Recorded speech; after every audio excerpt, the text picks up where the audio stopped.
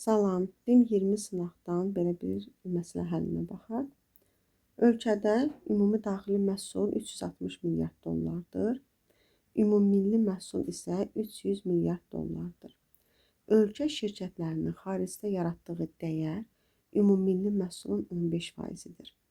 Xarici şirkətlərin bu ölkədə yaratdığı dəyəri hesablayın.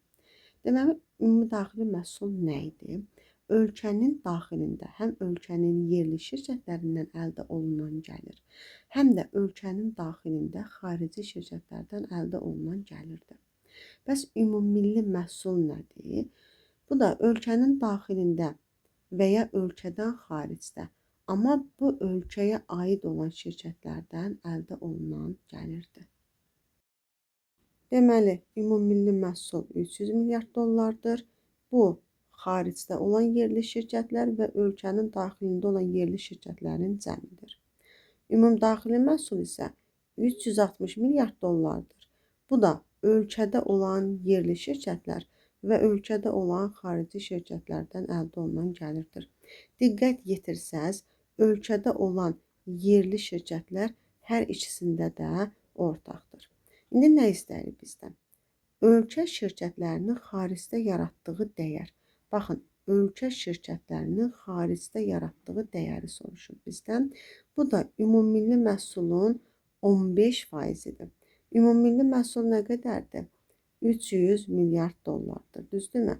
Bunun 15%-ni tapsaq, vurarıq 15-ə, bölərik 100-ə.